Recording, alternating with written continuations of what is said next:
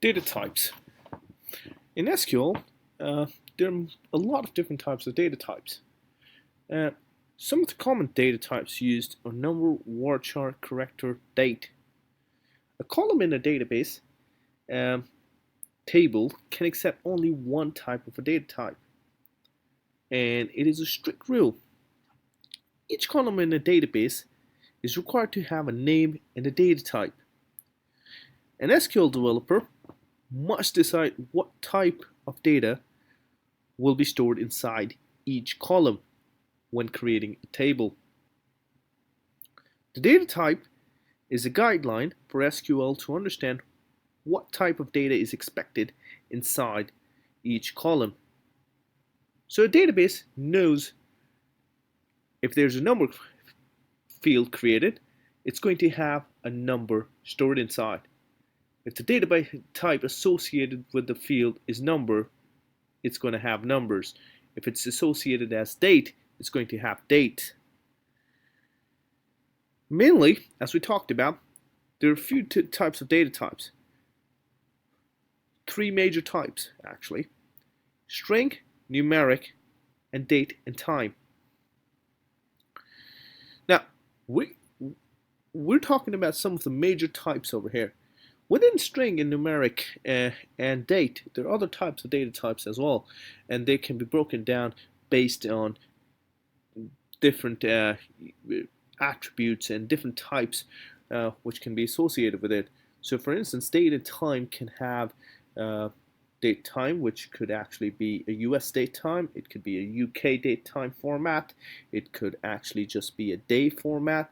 So there might be different formats inside date time. And so it goes with numbers and varchar and char.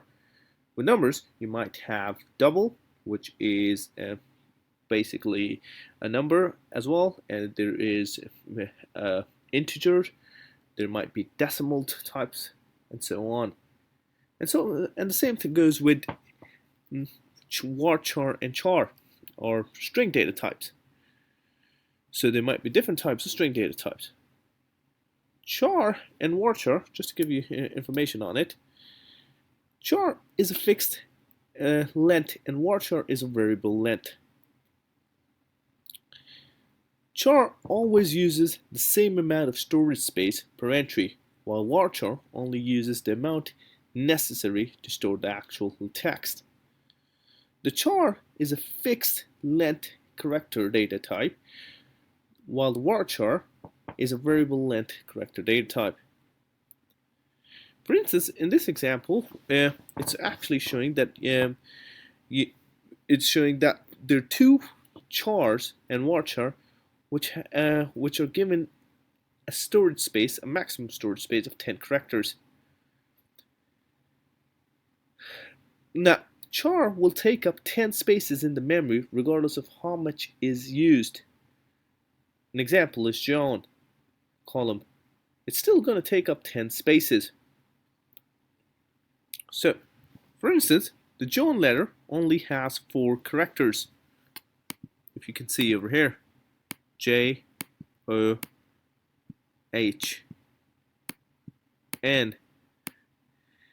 In terms of varchar, it may take up to 10 spaces in memory, but John will only take 4 spaces from the memory, and the rest will be left to be used for something else. So in terms of varchar, it will only use the 4 characters, while in terms of John, it will use the entire 10 spaces. The different use cases, when to use a char or when to use a varchar. A name field commonly is used in varchars, and phone numbers are something which has, such as social security number, which will have or which has 10 characters or 9 characters or some sort of a fixed length associated with it. It's better to use char with those characters, and they help in database performance as well if you're able to define it exactly to the length. Distinct. Distinct in SQL is used to eliminate all duplicate records in the result set. It's used right after the select statement. So what you do is once you write the select statement, you will just add distinct before the column name. And what this will do is that it's going to remove all the duplicates which exist in the table. We're going to take some examples of distinct as we get more into SQL. And we're going to see how we can actually apply distinct in SQL. And we're going to talk about certain use cases where distinct is necessary.